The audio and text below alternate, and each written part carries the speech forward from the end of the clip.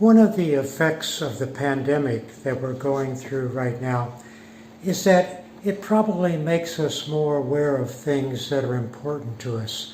Things like the presence of other people and the ways that we interact with each other. It's interesting that all the stories of the resurrection start off with the empty tomb.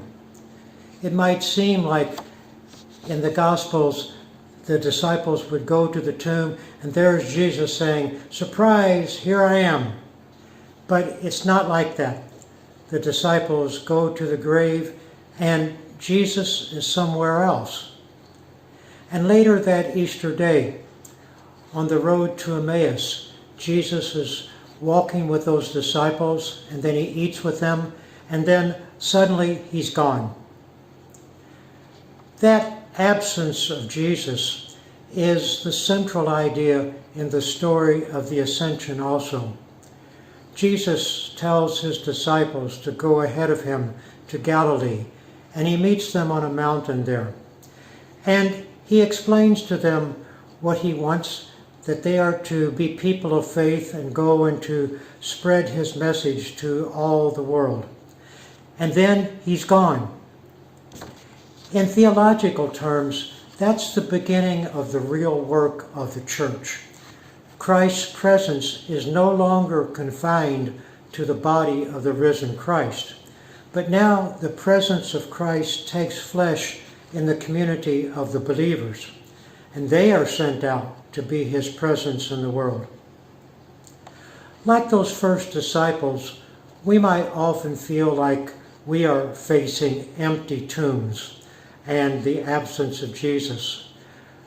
We're certainly faced with the reality of this pandemic that's making so many people sick, killing so many people, destroying economies and businesses and plans and dreams.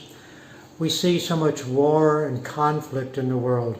We know so many people who are suffering from unemployment and losing their jobs. So many families experience sickness and other tragedy. And then we see the destruction of the environment.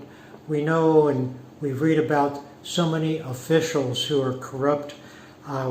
We see the effect of so many corporations who are so greedy.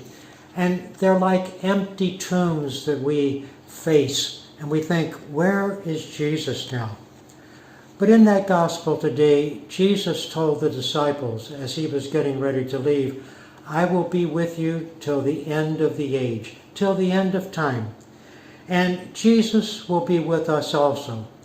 And when we face those empty tombs, we have to realize Jesus is still with us. He's going to be with us till the end of time. The challenge for us is to recognize that presence and for us to be present to each other and then together to make Jesus present for the whole world through our words and through our actions.